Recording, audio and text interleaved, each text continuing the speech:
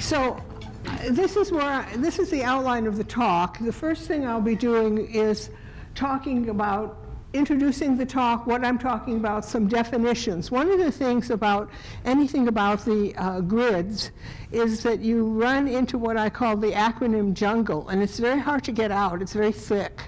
And so there will have to be some definitions before we really get going. Then I'll talk about why would blackouts be coming to our grid, and then I'll talk about, so what does this have to do with RTO areas? And of course you'll want to know what an RTO area is, and we'll get to that in about the third slide. The presentation is about the electric grid and how it's governed. It is not about the grid we could have. It's about today's grid. Of course, they'll be looking forward and looking back, but a lot of presentations are like how we're going to be 100% renewable, or whatever. And this is really about what's going on right now, and it's very hard to follow what's going on right now, but how can we predict the future if we can't follow what's going on right now? So that's what I've been working on, and I hope that you will have a different view of the grid after the talk. And I want to tell you something else that's very important to me to say. I am going to be critical of various groups that do our governance of our grid. I'm critical of the way it's set up. The individual people have always been thoughtful, helpful, and smart, and good to me. As a matter of fact, one thing you'll see is that I have a whole bunch of handouts, which the ISO New England gave me. I mean, it's not like, so I'm just trying to explain that it's about how the grid is governed. It is not about the people. So let's go on now to talk about the talk itself. When I say blackouts are coming to New England, people are like, okay, why and what? Power can fail for many reasons. A tree or an ice storm. Okay, this talk isn't about trees or ice storms. This talk is about rolling blackouts. And what a rolling blackout is that there's insufficient power supply. And so the grid operator, to keep the grid up, cuts power to an area. I lived through these in California. Someone else lived through them in Poland. They don't kill you. I mean, but they're pretty dangerous in my opinion. One of the reasons is the grid operator is afraid, perhaps correctly, that knowing there's going to be a blackout will attract bad actors to the area. So they don't tell you when there's going to be a blackout. It's out, man, and so forth. And so the grid operator cuts power to an area, restores power to that area maybe an hour and a half later, and cuts power to a different area. And that's why it's called a rolling blackout, because it rolls from one area to another. And so our grid, I'll be talking about this a little later, but basically our grid operator did some forward-looking scenarios and models of what could happen in the future. They did 23 scenarios of the grid in 2025. 19 of those had rolling blackouts. So it's not something that I'm just sort of like, oh, Meredith's such a nervous kid. No, I mean, this is really an issue that the grid operator and all of us have to deal with. Oh, I should note also that the scenarios were for where our grid is most stressed, which is in winter conditions, and that's worth mentioning also. So the next question is, you're talking about these RTO areas. We're in an RTO area. What is an RTO area? Okay. RTO stands for Regional Transmission Organization. All grids face the problem of balancing output of electricity with use of electricity, because there's not a lot of electricity storage. I'll talk about that a bit. But the main thing is plants are electricity is not constant during the day. How much you use at 4 in the afternoon is much more than you use at 4 in the morning for the grid.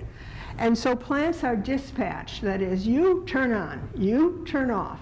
You know, turn on, it's 8 a.m., you got to turn on. Turn off, it's 11:30, we don't need your power anymore. That's called dispatch. And every area, whether it's an RTO or not, has what's called a balancing authority. A balancing authority is the dispatch center. In this area, it's ISO New England, and it's in Holyoke, Massachusetts, and I've visited, Dan's visited. Let's see, how many people have visited? Fabulous. A bunch of people have visited, that's great. Some parts of this will be very familiar to them. Okay, here's the RTO areas. If it's in a color, it's an RTO area. So you see us up there in light green. We're the New England ISO. That's our RTO area.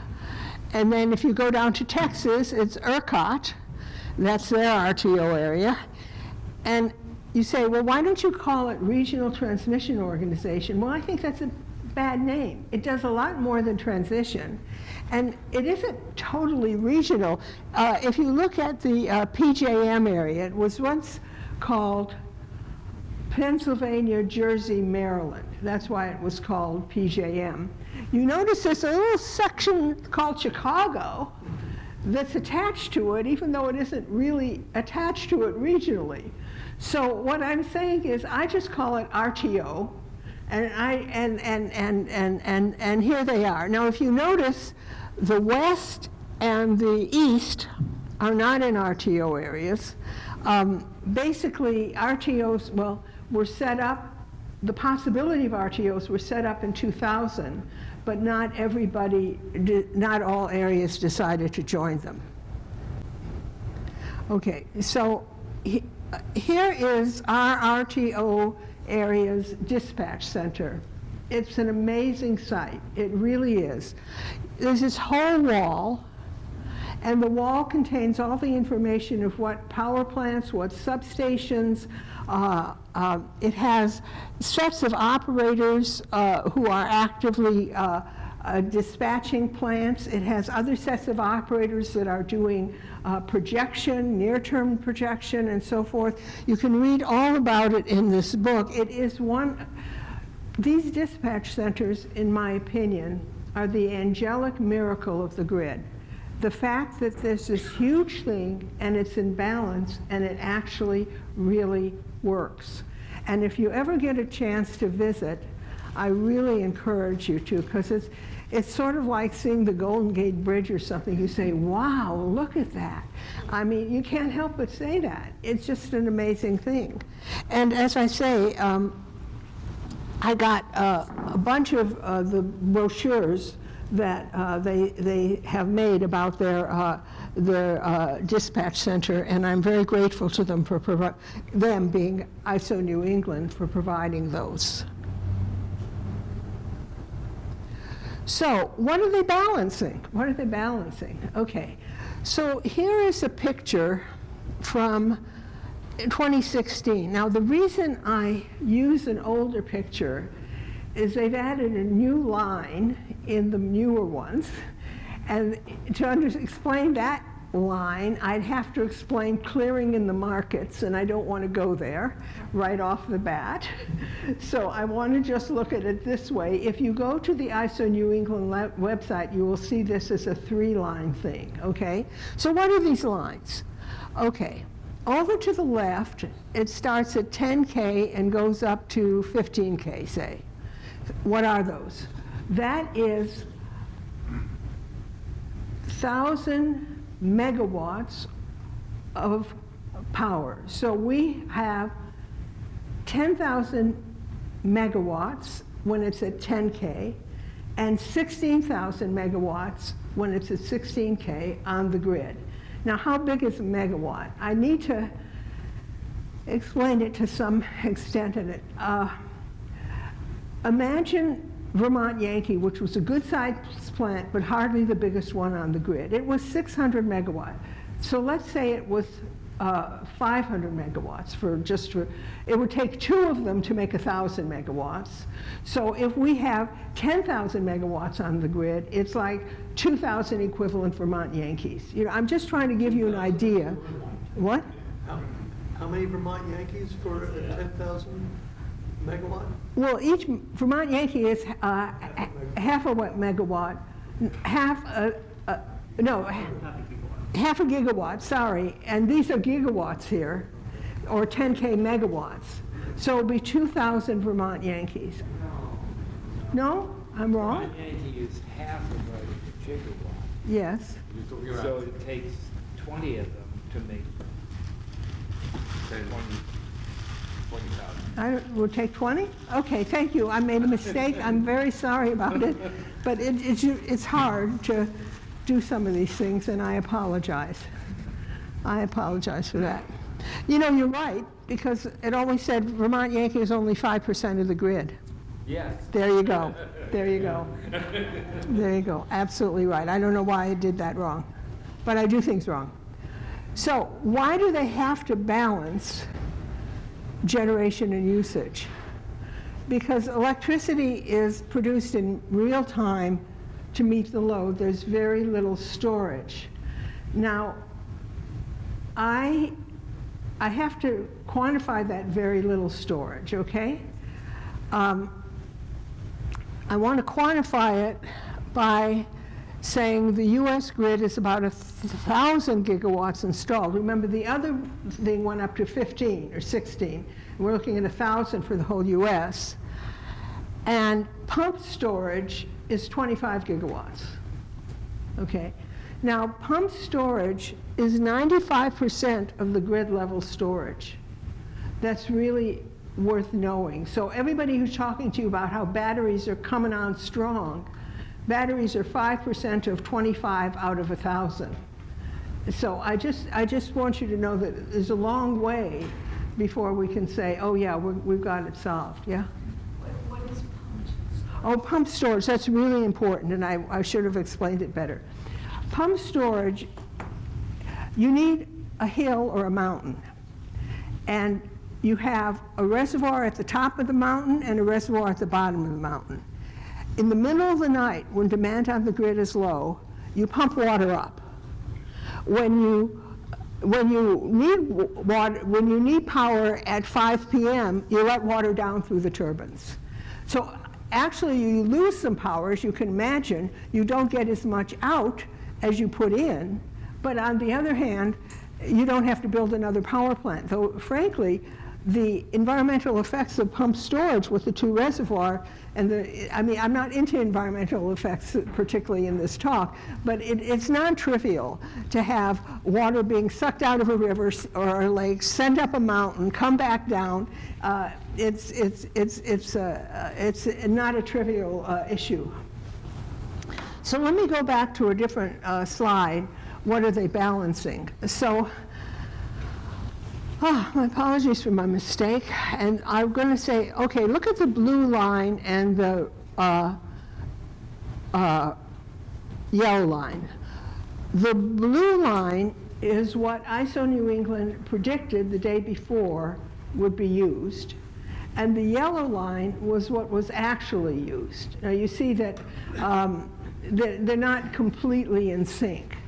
Now, let me also look at another thing. If you were reading the famous book, How to Lie with Statistics, you would think they're lying with statistics here. They're not. They're just trying to save space, because if you go to the ISO New England page, this is one of many, many graphs on that page. But you notice that it only goes down to 10K. So this up and down is about 1/3 of the length. If you really extended that down to 0, it would go 0 to 10 to 15. But we only are looking at the 10 to 15 part. And the 10 part down there is what is called base load. That is what's always happening on the grid, okay? So if someone says base load, that's what it is. Oh man, this is very annoying.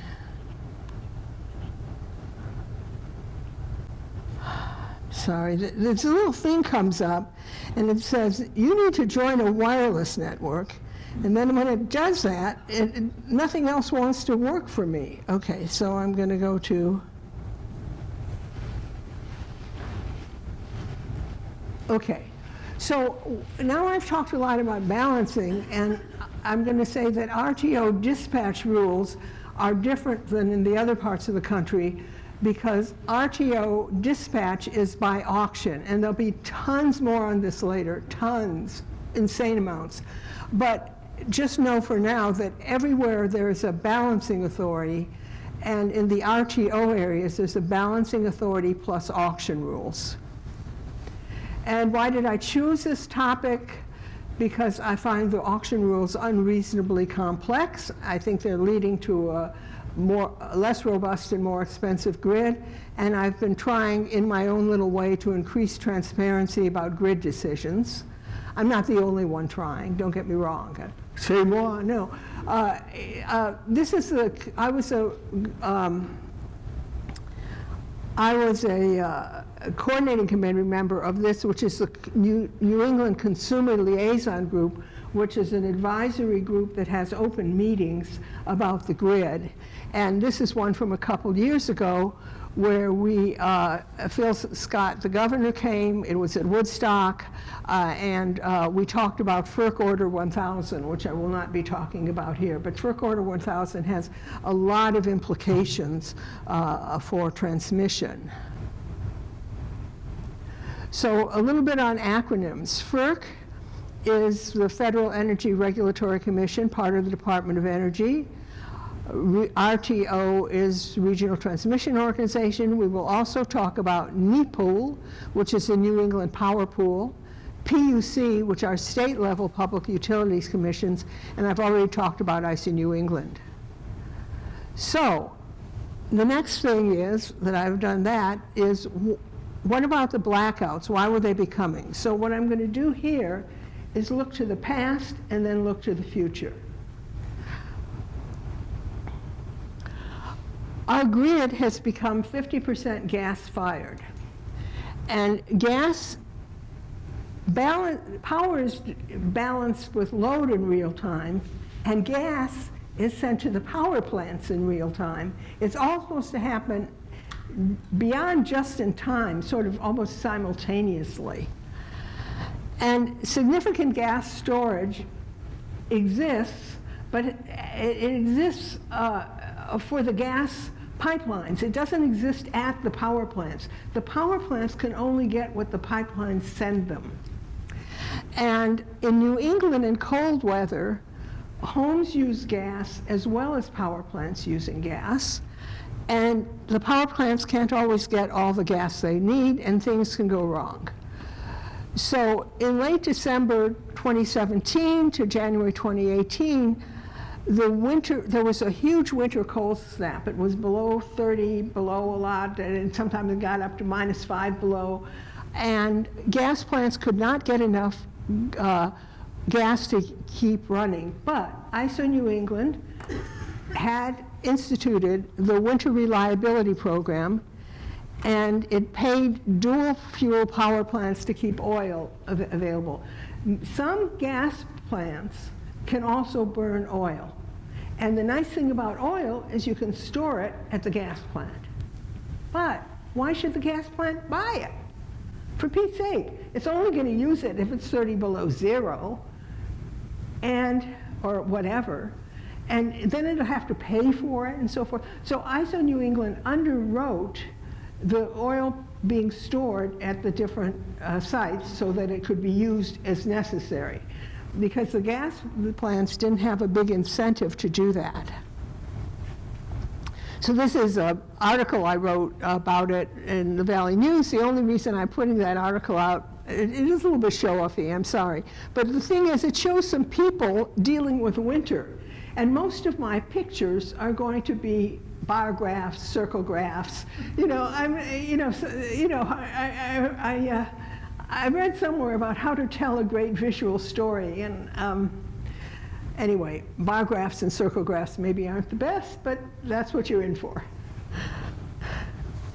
So this, I'm going to have a lot of quotes from this cold weather operations report that ISO New England put together right after that cold snap. And I'll be passing around a sign-up sheet, and the reason I'm going to do that is if you want me to send you links to a lot of things I talk about, you just sign up for it, okay? But I can't, you know, I can't put in an HTML link right here, you know, not so easy to do. So this is their report, and here's the first picture from the report. First, this is what I call a picture, a graphic. Oh my gosh, there should be some people in it. Okay, right before the cold snap, it's hard to see it, I admit it, but right before this cold snap, it says fuel diversity 12/24/17. If you look over to the right, there's a big area, and it's a dark blue, and the other areas are other colors. That dark blue area is natural gas, liquefied natural gas.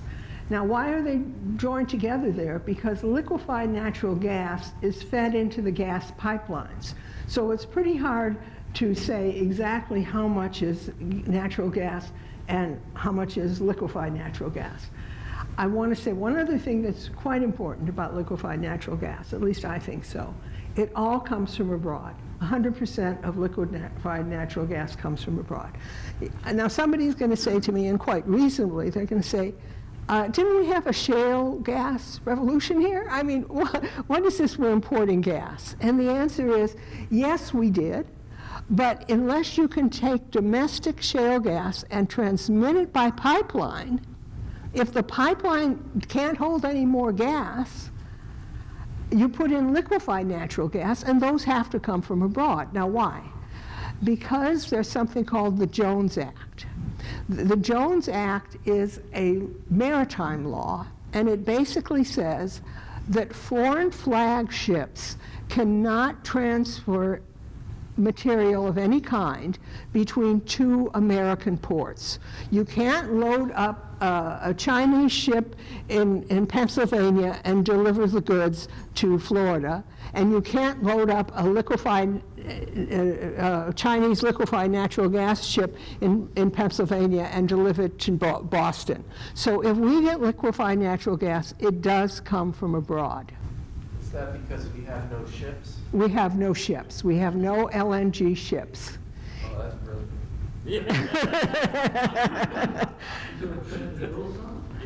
There's no plan to build some. The American shipbuilding industry is basically moribund, as far as I know.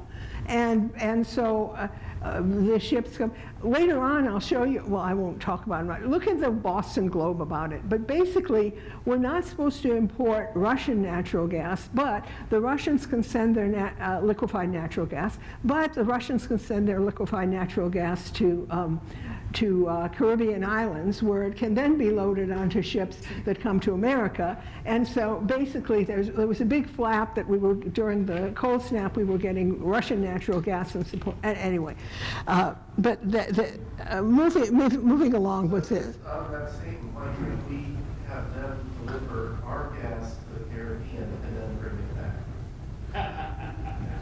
Well, we don't have a flagship that could go out to the Caribbean. No, I'm saying that using... Oh, yeah, you're right. We could. I don't know. I guess maybe nobody's thought of it. And also, I'm not a maritime lawyer, so I'm going to... Okay. Another thing I wanted to show. Oh, see that stupid thing? Please go away. Thank you. The other If it thing... comes up again, I'll fix it. Oh, okay. Thank you.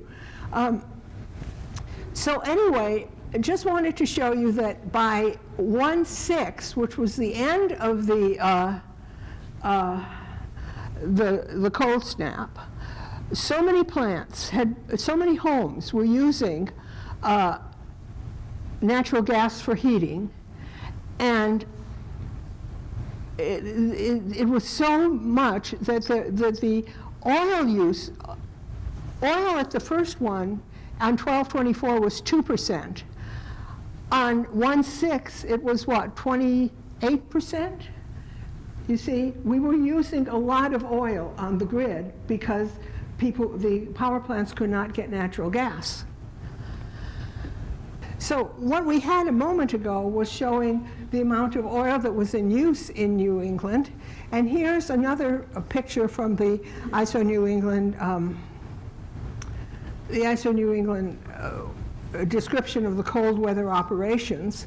On 12/1, there were 6 million barrels. You can store 6 million barrels of oil in New England at power plants. And 12/1, it was 68% of maximum storage. And it just kept going down and down and down. And on 1/9, when it was finally over, it was 19% of maximum storage. You understand that this isn't a happy sight if you're using 30% of your electricity is coming from that. What if the cold spell went on another 10 days? Yes, one does think that. What would happen if the cold spell goes on another 10 days? Okay, so this is a better, not better, but different. Instead of looking at the whole grid and how much and so forth, this is also from the ISO New England thing. This is the typical amount of oil at a power plant, just a typical power plant. And at the beginning, you see, there were 8 days worth of oil, and on 1/9, there was a little over 1 day worth of oil. So luckily the cold spell broke, so wasn't that good? Yes, it was. So ISO New England had planned ahead. They paid dual fuel generators to keep oil on site. Without these programs, plants didn't have a lot of incentive to buy oil. And this was ISO New England's program. I do not want to just say ISO New England, it just did it all. Everybody cooperated. It was really tough times. And governors, Coast Guard icebreakers came to bring fuel ships in closer. Governors allowed bridges to be opened so that fuel ships could get through. Governors allowed rules on how many hours a fuel driver could work to be suspended. And basically, we had, of course, the little exciting LNG import from Russia experience too. But I'm just trying to say that a lot of stuff happened to keep the grid going then. And luckily for us, the lights went on, so who cares, right? But it does matter. It does matter. It was a little too close. Okay. So here's another picture to show you ISO New England thing. This is what they call the generator oil burn. Now what happened was, when the plant was enrolled in the winter program, oil program, that is the big green line of plants that took ISO New England payments or backstopping. Actually, ISO New England just said, if you don't use the oil, we'll pay you for having kept it, sort of thing. Those plants enrolled in the program, that's the amount of oil they burned. The plants that weren't enrolled in the program, those little blue lines at the top, that's the amount of oil they burned. So you can imagine, if the program wasn't there, what amount of oil would have been stored, right? Okay, so remember that I said before that these are the little lines of the oil that wasn't part of the program. And this is my little snarky thing here. It's called bye-bye reliability pie. And the reason I'm saying it is that FERC said that the winter reliability program was not fuel neutral. We're now beginning to get into how the RTO makes things harder. RTOs are supposed to be fuel neutral. They can't prefer one fuel or another. And here it was, ISO New England actually buying oil. Oil isn't the same as other fuels. It's a different fuel. So they weren't fuel neutral when they were buying oil. So this is like a big deal. Now, if in the old days, I'm sorry I said in the old days, integrated resource planning meant that you could say, I want to have 2 nukes for base load, 3 oil burners for when the, but not, RTOs are supposed to be fuel neutral, and the auctions are supposed to take care of everything, okay? So FERC did not allow the winter reliability program to be over, and auctions are supposed to solve the problems. Now, I'm not going to tell you that old-style integrated utilities were the best, great thing. They had problems too, but their problems didn't tend to lead to a fragile grid. Okay, here we've got this FERC, ISO New England, and NEPOOL. I'm trying to show what goes on. FERC is the Federal Energy Regulatory Commission. It has 5 commissioners. 3 commissioners are appointed by the president. 2 are appointed by the opposition party. When the presidency changes over, the FERC commissioner majority changes over. This is not uncommon, actually. It isn't like, oh my goodness, why do they do that here? They do that in many, many agencies.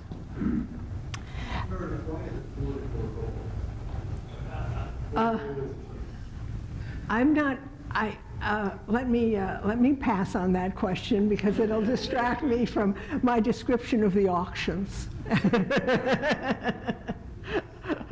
Okay, so at any rate,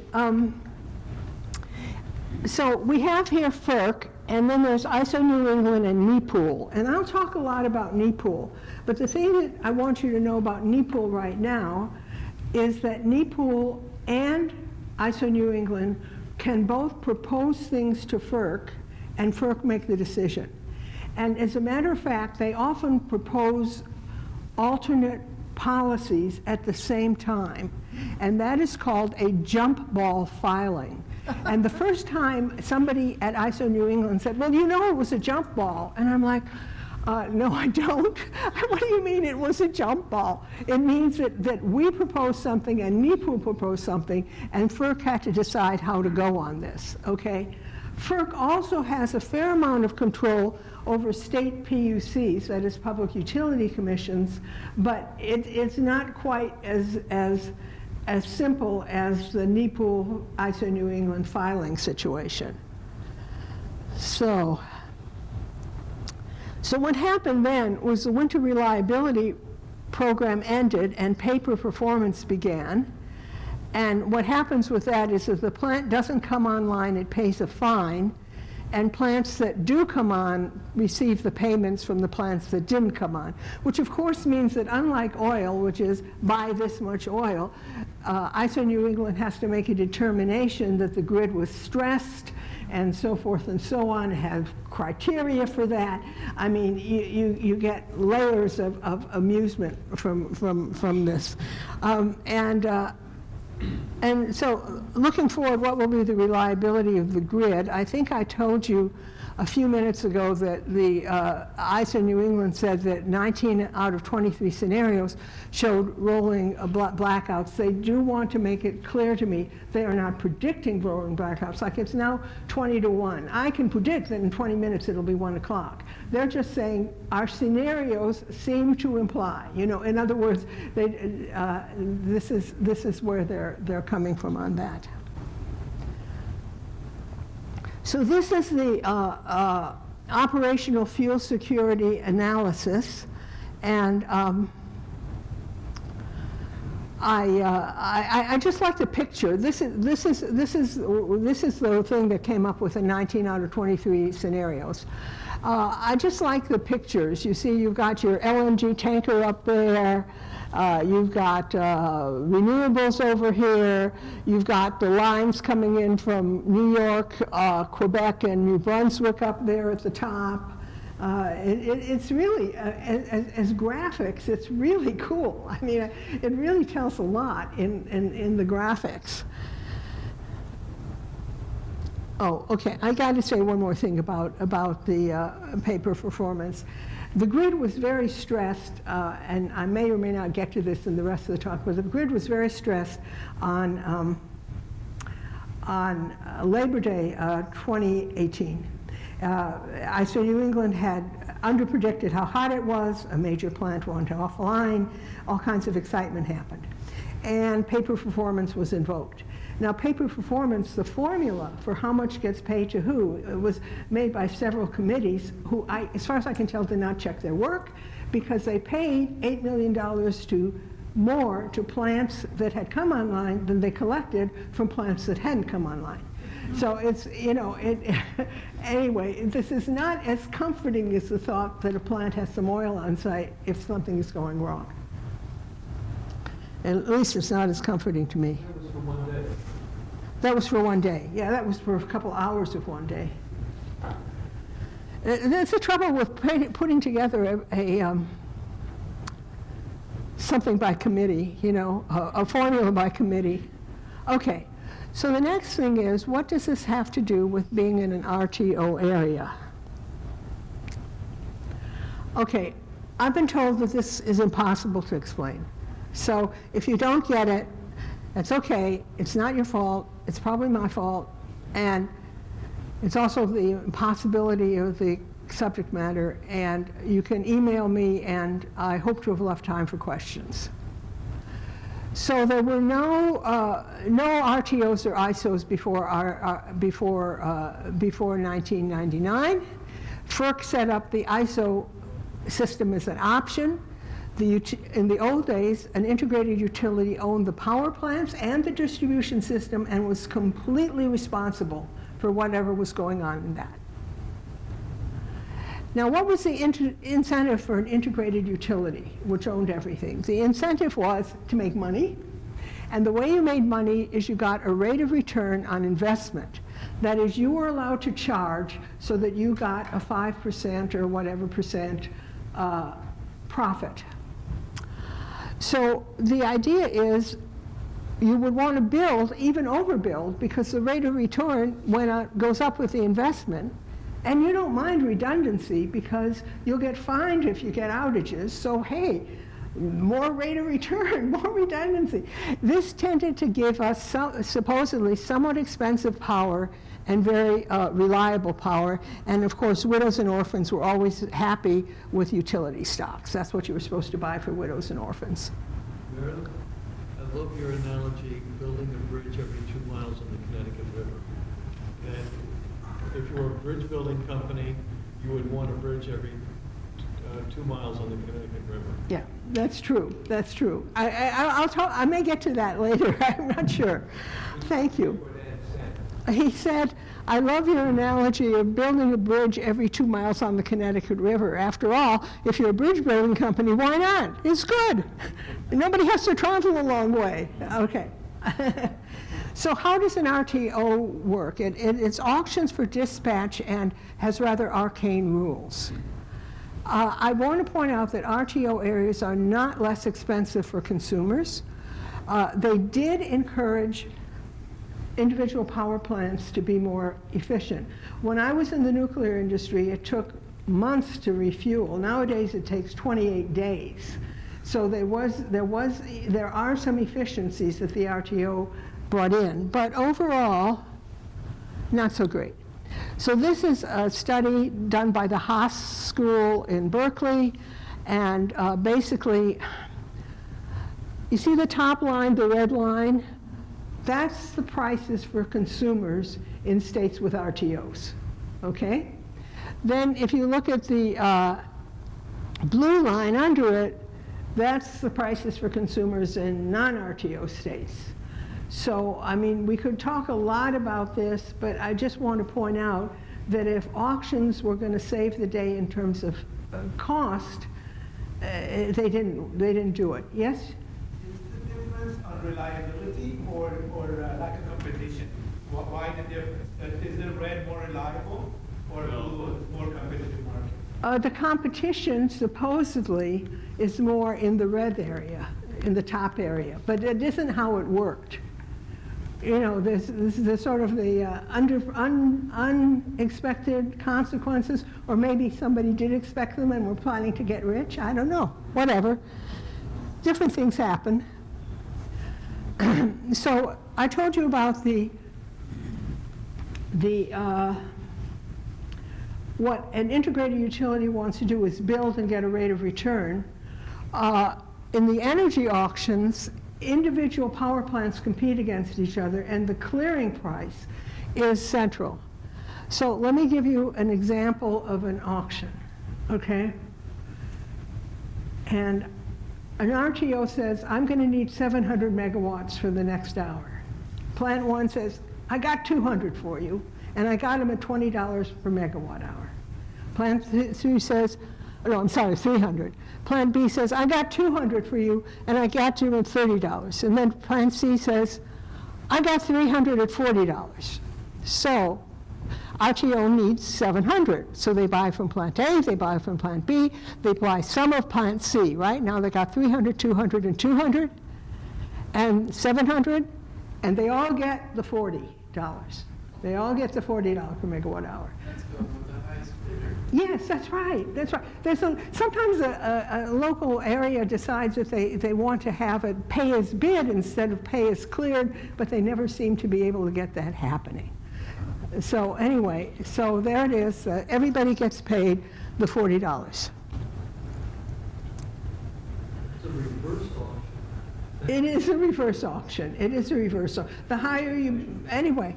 So power plant owners want high clearing prices. No individual power plant cares about the reliability of the grid, which is why Enron was able to game things. It took plants offline, the prices went up, and yum, yum, yum, scarcity, high prices, it gamed the market. This is actually impossible to do in a vertically integrated area. There's no way to actually do this. So as I said, I've already got ahead of myself on this slide, okay? I just sort of said, an integrated utility has no payoff for poor reliability. So now we're getting into the hard stuff. I think I'll go home. Okay, I want to talk about capacity auctions. Capacity auctions are a kind of insurance program, and de facto they also ensure that we'll have more gas-fired plants. So energy auctions aren't enough.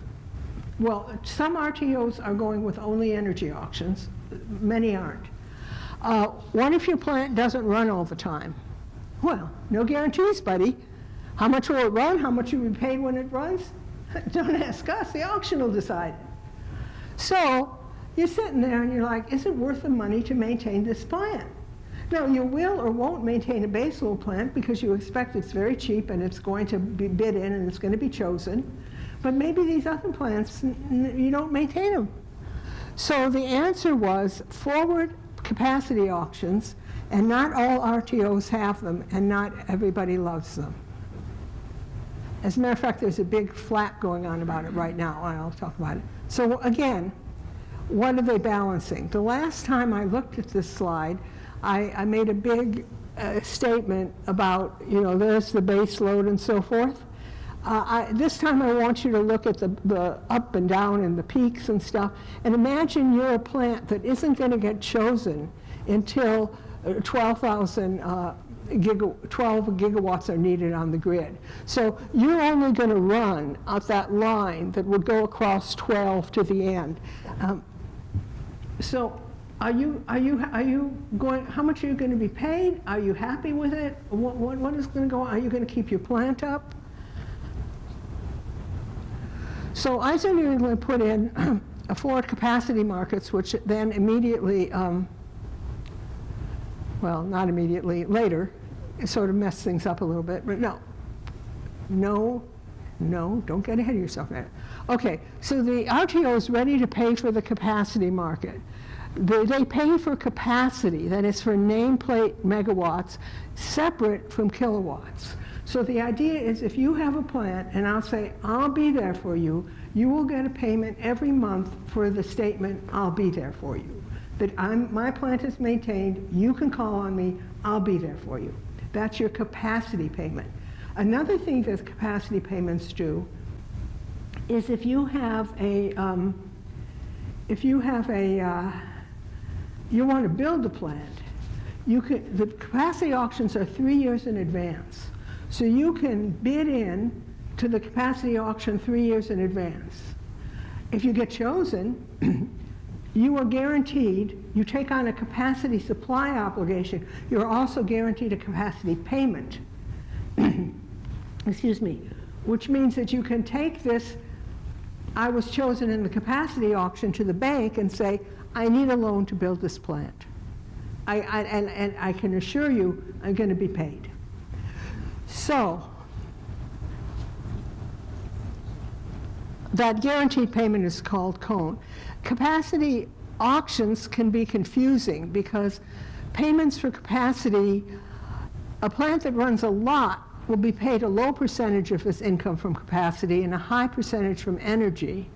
And a plant that runs a little will have a high percentage from capacity and a lower percentage from energy. So here's 2 slides about capacity auctions.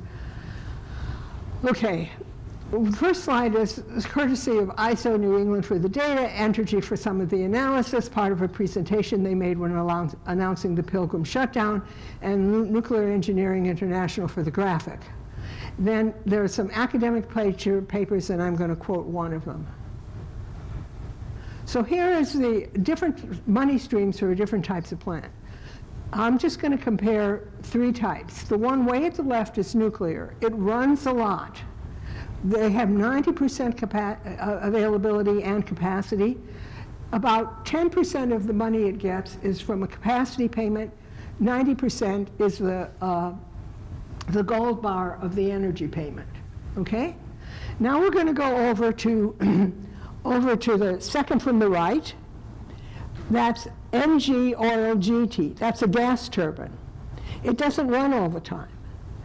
It gets some of its money from what's called ancillary services.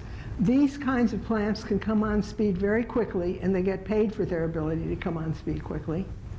It gets a little bit of money from the energy market, and then it gets a great deal of money from the capacity market. Look, compare the 2 capacity payment things.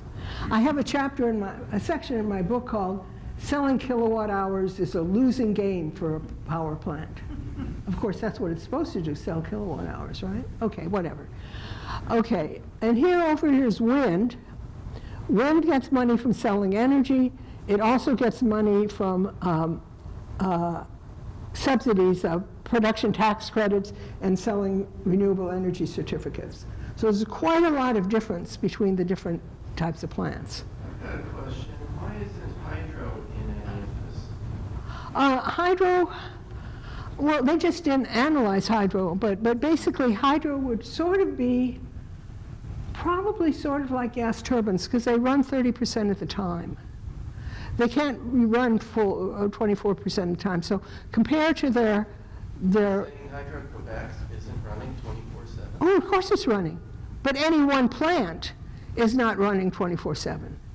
Plants have to fill, and then most plants, hydro plants, have a capacity factor of 30 to 50%. Okay, I'm sorry, we got distracted. I'm so sorry. I mean, no, that's a really good question.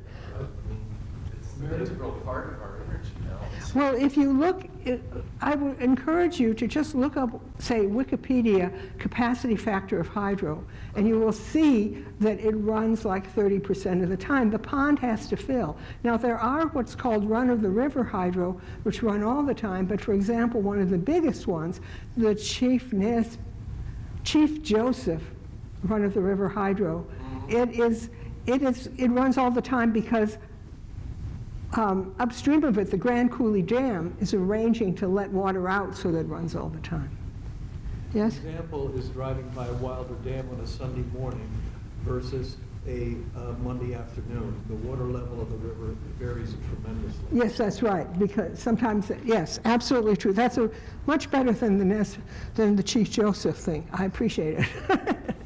I have to remember that for next time. So this is a quote from the paper on asymmetric risk, academic paper. Introduction of capacity mechanism has an asymmetric effect on the risk profile of different generation, tilting the resource mix toward those with lower fixed costs and higher operating costs. Okay. Now, I've been talking a lot about an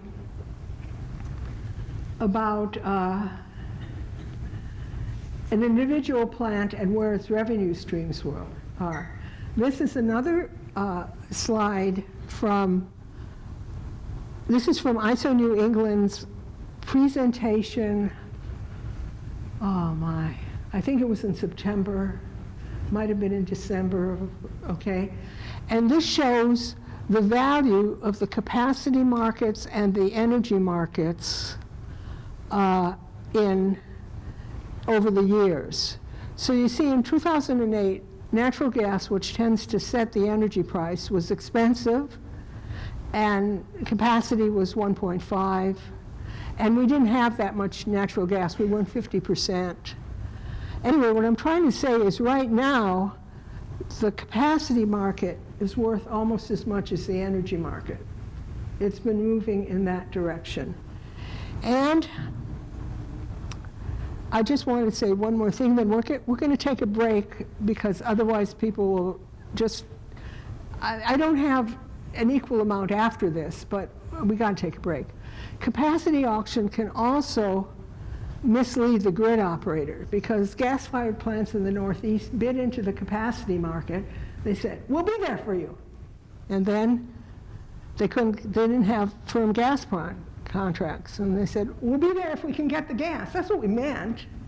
And that's the basis of the winter reliability program because they're like, that didn't work. So what happens when the power plant takes the money but doesn't run, and that's what the complex formula for payments where we ended up paying $8 million more to plants that did run than we collected from plants that didn't run. And that is part of the explanation of the slide to gas. There's a lot more I can talk about this, but everybody needs a stretch. So if we don't mind, we'll have a 10-minute stretch and I'll try to jam through some of the rest of it. So let's start with about the slide to gas. Renewables need gas backup. I have two studies about this. There was an international study published in the National Bureau of Economic Research, or I think that NBER, which said that you need 1 megawatt of fast-acting startup per 0.9 megawatts of installed intermittent renewables. Now, the fast-acting startup, if you're happy to be Denmark, can be Norway hydro. But if you're unfortunately not Denmark, it's probably going to be a gas-fired plant. So all for Denmark, but not everybody. There's also Vermont Electric Cooperative came to a talk. Christine Halquist gave a talk at an OSHA class I was giving, and she pointed out that she has to have as much regular backup as she ever did, because even though there's a lot of solar on her system, it isn't there all the time. So she has to have as much regular backup as she ever did. So this is again the revenue streams. I think you've seen this before. So now we're going to get into the nitty-gritty gossipy stuff. The interest groups on the grid. Why are RTOs areas sliding to natural gas faster than other areas? At least I think they're sliding faster. Enter NEPOOL, enter FERC. So far we have watched ISO New England run various types of auctions. We've looked at them. We've looked at their predictions for the future. But now I want to begin looking at grid governance. So who is NEPOOL? If you ever see a headline that says, our stakeholders, That's NEPOOL. What it means is that's the participants committee on NEPOOL. That means that different people who are indeed stakeholders, they've got money in the game, skin in the game and money on the table mostly, and they are the ones who decide on NEPOOL's, what NEPOOL is going to submit to FERC, and they try to influence ISO New England, and they can influence ISO New England because they have to approve the ISO New England Board of Directors. So if you're looking at who's got the top dog position compared to whether it's NEPOOL or ISO New England, I would have to say it's NEPOOL. Like I say, Are customers part of the stakeholders? Customers are 16%. On my last slide is 16%. You get a 16%. What do you get? Okay, the end users are 16% of the voting. It's individual homeowners. No. And end user, you can join. If you're willing to go to the meetings and pay $500 a year, you can join. But basically, most of the end user groups consist of, it's a very fractured kind of thing.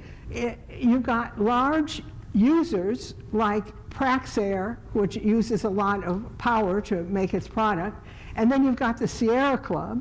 AARP isn't a member as far as I know. So, I mean, because it's an expensive thing. They have very good dinners, though. Well, they have, yeah, okay. As a matter of fact, speaking of an end user who tried to get in, RTO Insider, the NEPOOL meetings were closed, and RTO Insider had someone who's a reporter who wanted to join NEPOOL. People with RTO Insider. Oh, sorry, George, you know, I'm an idiot. It's a good thing I have a husband. No, it's a miracle in a way. RTO Insider is a magazine it costs $1,200, it's an online journal, cost about $1,300 a year, and they send people to the NEPOOL meetings. I'm going to tell you, I'm writing a book on RTO. I'm going to tell you, it wasn't an easy decision to subscribe to this baby. Okay, but that is sort of typical. I mean, if you can't afford to know, you don't know. So there you go, guys. Okay, so these are the different sectors.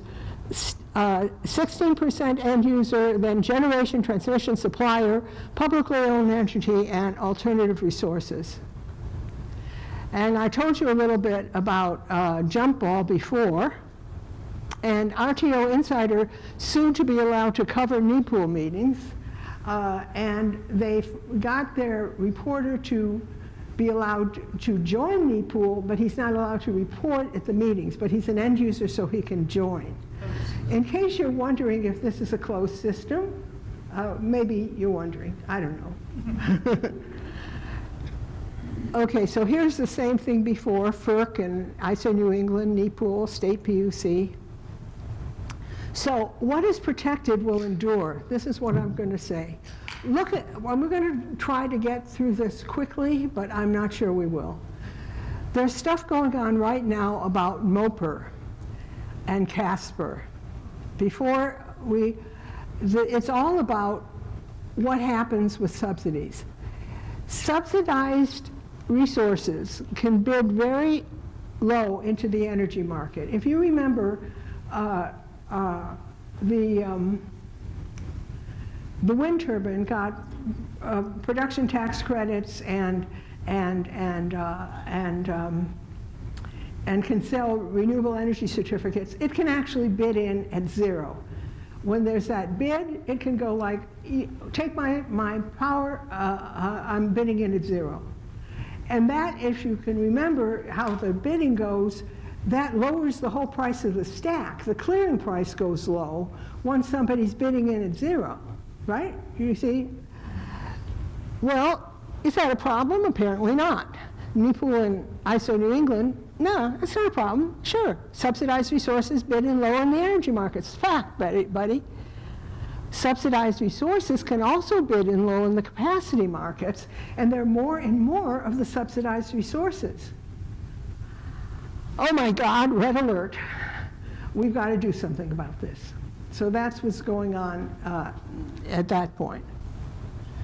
So subsidized resources can, they bid low into the energy markets, and the answer is, oh, well, too bad, you can't compete, too bad for you.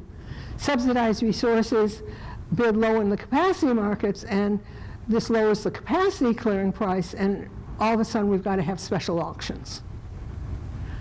So remember the auctions. Remember, if plant A bid in at 0, and plant B, then plant B would be 30, plant C would be, what I'm trying to say is the clearing price would go down $10. You see what I'm saying? If plant A was bidding in at 0, the clearing price would go down $10. Or let's say there was a plant A- that bid in at 0. So we got to have protection no matter how complex. This is where I get to the Band-Aid method of running the grid. Here's again money for different types of plants, and who is really, really interested in those capacity payments staying high? Yes. When lots of renewables began bidding into the capacity markets, the capacity market prices went down. And that led to a MOPR rule here, that is minimum offer price rule, that if a power plant got subsidies payments, it cannot count its subsidy payment in calculating what it needs to get from the capacity market. It must bid in as if it didn't get subsidy payments. And this kept the capacity, the clearing price high, and the clearing price staying high meant that a new plant was now being offered a decent amount of money, it thought, you know, so it could take that to the bank, okay? So that was MOPR. Right now, the PJM, the Pennsylvania, New Jersey, Maryland, is trying to institute a MOPR rule, or no, FERC wants them to institute a MOPR rule, and they say that if you make us do that, we won't hold a capacity auction. It is really a battle royal going on right now in the Pennsylvania area. So what happens if subsidized plants got a bid in higher and the clearing price stayed high? That was great for the gas-fired plants, and it was great for Cone. But some subsidized plants didn't get chosen, so that wasn't so great for them.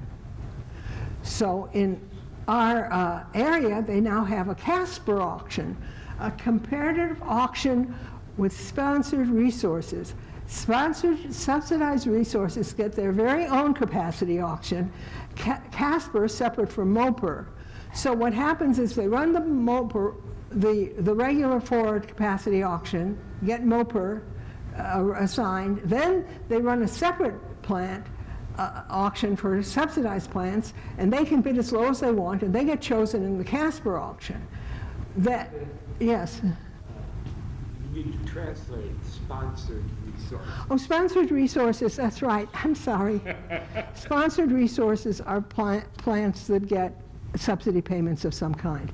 Like they can sell RECs, or they get, well, some kinds of renewables, yes. That's sponsored by the states. That is, the state has set it up so that these plants get certain payments that don't come from the auctions.